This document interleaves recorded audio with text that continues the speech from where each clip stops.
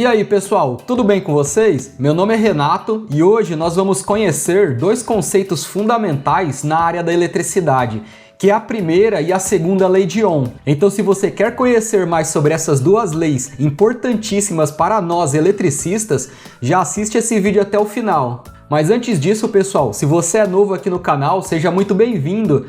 Toda semana a gente posta vídeos novos com conteúdo de valor para ajudar cada vez mais vocês.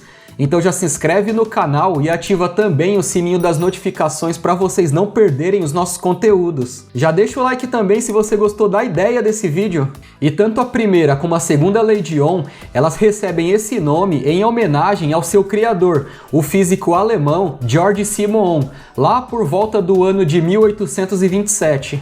A primeira lei de Ohm, ela basicamente relaciona as três principais grandezas elétricas, que é a tensão, a corrente e a resistência elétrica. E ela estabelece que a diferença de potencial entre dois pontos é proporcionalmente à corrente elétrica que circula entre eles. E a razão entre a tensão e a corrente elétrica é constante. Assim, a resistência elétrica de um corpo, ele não depende da corrente ou da tensão aplicada nele. Ohm ele fez um experimento aplicando uma tensão elétrica em um material condutor e notou que começou a circular uma corrente elétrica por ele. Ohm então percebeu que quando ele aumentava o valor da tensão elétrica sobre esse material, o valor da corrente elétrica aumentava proporcionalmente. E quando ele diminuía o valor da tensão, a corrente elétrica ela diminuía proporcionalmente também. Então ele percebeu que se dividisse o valor da tensão elétrica pelo valor da corrente elétrica, ele sempre encontrava um valor constante.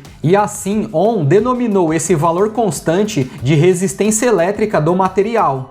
Daí é com base nesse experimento que Ohm formulou a equação da primeira lei de Ohm que conhecemos, que a resistência é igual à tensão dividido pela corrente elétrica. É importante, pessoal, saber que essa lei ela é utilizada apenas para circuitos com cargas ômicas ou resistivas, com módulo constante. E um componente com essas características que está presente no nosso dia a dia é o resistor do chuveiro elétrico ou da torneira elétrica da nossa residência.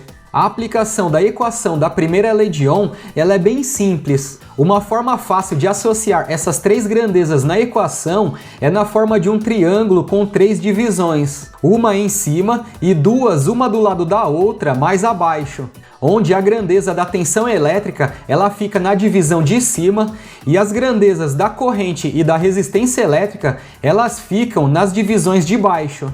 Caso você queira saber o valor da tensão, basta multiplicar o valor da resistência pela corrente. Caso você queira saber o valor da resistência, basta dividir a tensão pela corrente elétrica.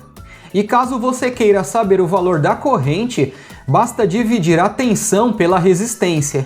Mas o Sr. Ohm ele não estava satisfeito com apenas uma lei. Ele queria mais. Então ele fez outros experimentos para entender um pouco mais sobre a resistência elétrica de um material. E ele percebeu que esse valor alterava quando ele mudava as características geométricas desse material. Daí ele percebeu que mesmo que dois corpos tivessem as mesmas características físicas, mas com materiais diferentes, a resistência elétrica entre eles alterava também. E para esse fenômeno ele denominou de resistividade do material.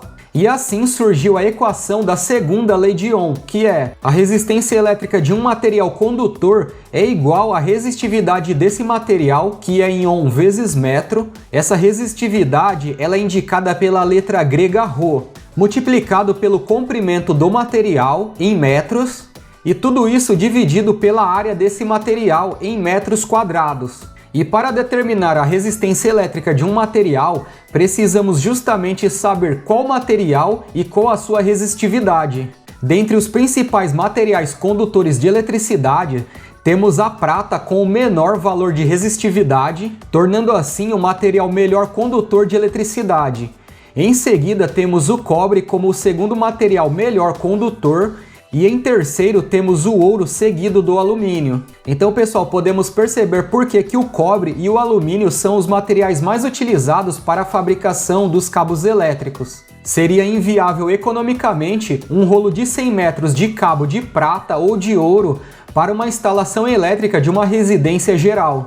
ficando assim a utilização desses materiais para aplicações mais específicas. Importante também, pessoal, que esses valores de resistividade, eles são para os materiais a temperaturas de 20 graus Celsius. A resistividade do material, ela aumenta com o aumento da temperatura e, consequentemente, a resistência desse material aumentará também. Pessoal, eu espero que vocês tenham entendido esses conceitos da primeira e da segunda lei de Ohm. Se ficou alguma dúvida, deixa nos comentários que eu respondo também. Se gostou do que foi passado aqui, já deixa o like. Mais uma vez, se inscreve no canal se você ainda não é inscrito. Compartilha esse vídeo também com as pessoas que você conheça. Tudo isso ajuda demais a gente a divulgar o nosso trabalho para cada vez mais pessoas. Então é isso, pessoal. Eu vou ficando por aqui e eu vejo vocês nos próximos vídeos.